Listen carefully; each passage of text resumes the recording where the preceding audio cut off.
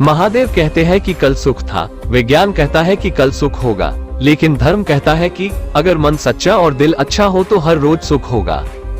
क्रोध से भ्रम पैदा होता है, भ्रम से बुद्धि व्यग्र होती है, जब बुद्धि व्यग्र होती है तब तर्क नष्ट हो जाता है, जब तर्क नष्ट होता है तब व्यक्ति का पतन हो जाता है। अपने आप को ईश्वर के प्रति समर्पित कर दो, यही सबसे बड़ा सहारा है। जो कोई भी इस सहारे को पहचान गया है वो डर, चिंता और दुखों से आजाद रहता है। मनुष्य को अपने कर्मों के संभावित परिणामों से प्राप्त होने वाली विजय या पराजय, लाभ या हानि, प्रसन्नता या दुख इत्यादि के बारे में सोचकर चिंता से ग्रसित नहीं होना चाहिए। तुम क्यों व्यर्थ में चिंता करते हो? तुम क्यों भयभीत होते हो? कौन तुम्हें मार सकता है? आत्मा न कभी जन्म लेती है और न ही इसे कोई मार सकता है। यही जीवन का अंतिम सत्य है। जिसने मन को जीत लिया है उसने पहले ही परमात्मा को प्राप्त कर लिया है, क्योंकि उसने शांति प्राप्त कर ली है। ऐसे मनुष्य के लिए सुख दुख, सर्दी गर्मी और मान अपमान एक से है। श्रेष्ठ पुरुष को सदैव अपने पद और गरिमा के अनुरूप कार्य करने चाहिए, क्योंकि श्रेष्ठ पुरुष जैसा व्यवहार करेंगे तो इन्हीं आदर्शों के अनुरूप सामान्य पुरुष भी वैसा ही व्यवहार करेंगे। महादेव बताते हैं, राजस्थान के एक गांव में रहने वाला एक व्यक्ति हमेशा किसी न किसी समस्या से परेशान रहता था और इस कारण अपने जीवन से बहुत दुखी था। एक दिन उसे कहीं से जानकारी प्राप्त हुई कि एक पीर बाबा अपने काफिले के साथ उसके गांव में पधारे हैं। उसने तय किया कि वह पीर बाबा से मिलेगा और अपने जीवन की समस्याओं के समाधान का उपाय पूछेगा। शाम को वो उस स्थान पर पहुंचा जहां पीर बाबा रुके हुए थे। कुछ समय प्रतीक्षा करने के उपरांत उसे पीर बाबा से मिलने का अवसर प्राप्त हो गया। वह उन्हें प्रणाम कर बोला, बाबा, मैं अपने जीवन में एक के बाद एक आ रही समस्याओं से बहुत परेशान हूँ। एक से छुटकारा मिलता नहीं कि दूसरी सामने खड़ी हो जाती है। घर की समस्या, काम की समस्या, स्वास्थ्य की समस्या और जाने कितनी ही समस्याएं। ऐसा लगता है कि मेरा पूरा जीवन समस्याओं से घिरा हुआ है। कृपा करके कुछ ऐसा उपाय बताएं कि मेरे जीवन की सारी समस्याएं खत्म हो जाए और मैं शांतिपूर्ण और खुशहाल जीवन जी सकूं।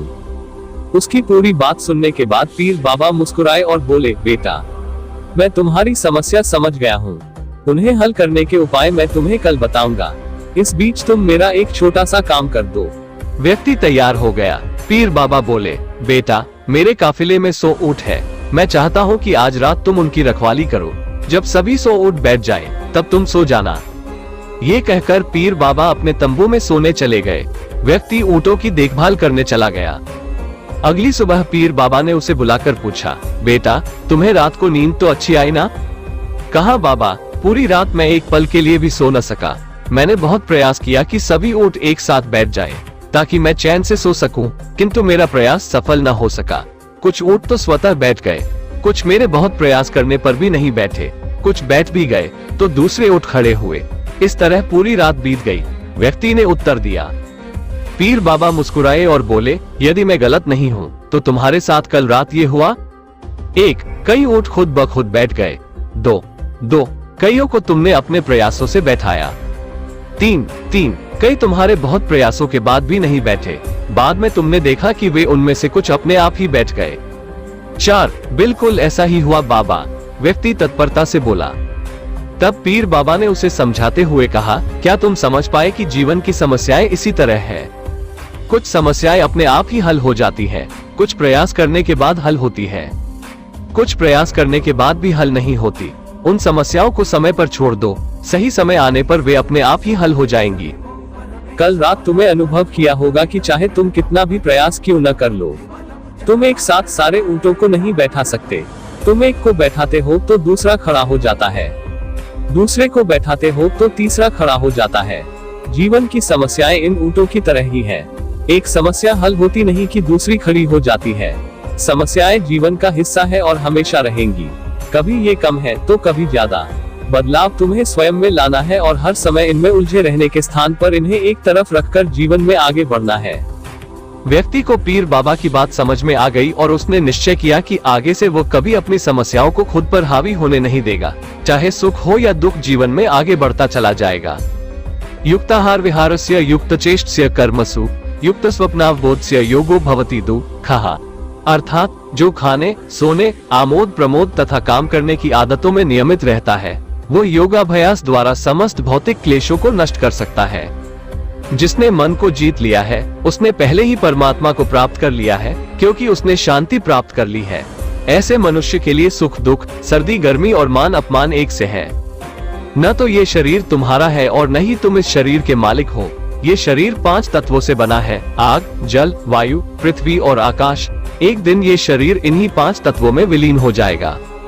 मनुष्य का मन इंद्रियों के चक्रव्यूह के कारण भ्रमित रहता है, जो वासना, लालच, आलस्य जैसी बुरी आदतों से ग्रसित हो जाता है। इसलिए मनुष्य का अपने मन एवं आत्मा पर पूर्ण नियंत्रण होना चाहिए। मनुष्य को अपने धर्म के अनुसार कर्म करना चाहिए, जैसे विद्यार्थी का धर्म विद्या प्राप्त करना, सैनिक का धर्म देश की रक्षा करना आदि। जिस मानव का जो कर्तव्य है उसे वो कर्तव्य पूर्ण करना चाहिए। मैं सभी प्राणियों को एक समान रूप से देखता हूँ। मेरे लिए ना कोई कम प्रिय है ना ही ज्यादा, लेकिन जो मनुष्य मेरी प्रेम पूर्वक आराधना करते हैं वो मेरे भीतर रहते हैं और मैं उनके जीवन में आता हूँ। तुम्हारा क्या गया जो तुम रोते हो? तुम क्या लाए थे जो तुमने खो दिया? तुमने क्या पैदा किया था जो नष्ट हो गया? तुमने जो लिया यहीं से लिया, जो दिया यहीं पर दिया। जो आज तुम्हारा है कल किसी और का होगा, क्योंकि परिवर्तन ही संसार का नियम है।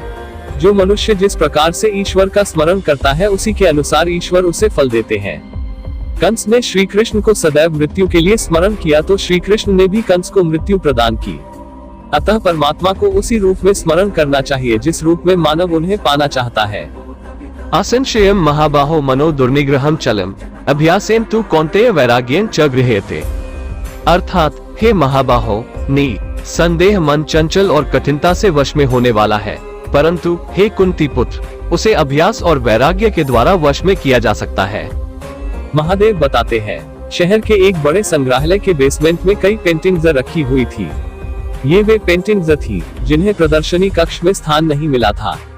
लंबे समय से बेसमेंट में पड़ी पेंटिंग्स पर मकड़ियों ने जाला बना रखा था। बेसमेंट के कोने में पड़ी एक पेंटिंग पर एक मकड़ी ने बड़ी ही मेहनत से बड़ा सा जाला बुना हुआ था। वो उसका घर था और वह उसके लिए दुनिया की सबसे प्यारी चीज थी। वो उसका विशेष रूप से ख्याल रखा करती थी। एक दिन संग्रहालय की साफ सफाई और रख रखाव कार्य प्रारंभ हुआ। इस प्रक्रिया में बेसमेंट में रखी कुछ चुनिंदा पेंटिंग्स को म्यूजियम के प्रदर्शनी कक्ष में रखा जाने लगा। यह देख संग्रहालय के बेसमेंट में रहने वाली कई मकड़ियां अपना जाला छोड़ अन्यत्र चली गई। लेकिन कोने की पेंटिंग की मकड़ी ने अपना जाला नहीं छोड़ा।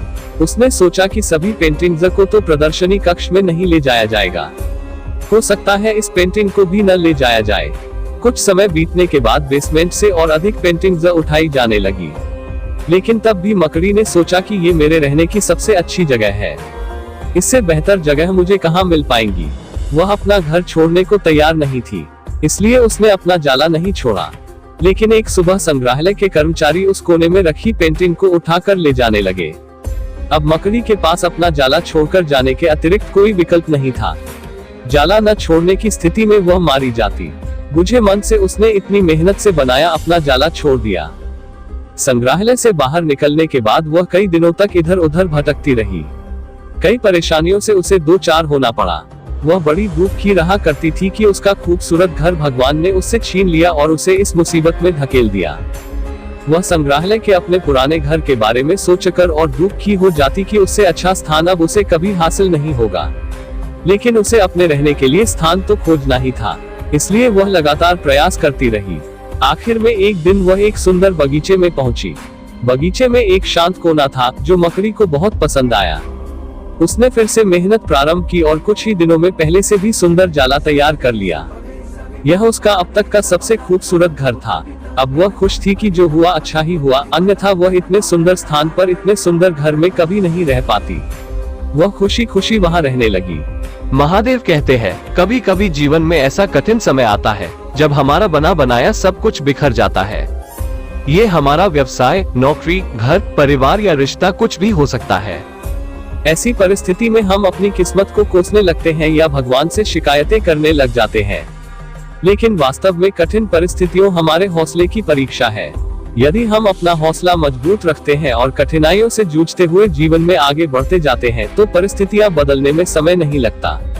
हमारा हौसला, हमारा जुझारूपन, हमारी मेहनत हमें बेहतरी की ओर ले जाती है। यकीन मानिए, हौसला है तो बार बार बिखरने के बाद भी आसमान की बुलंदियों को छुआ जा सकता है।